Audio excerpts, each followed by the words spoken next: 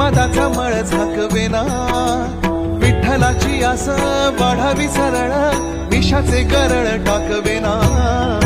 जगण्याचे देवा लाभो ऐसे बळ,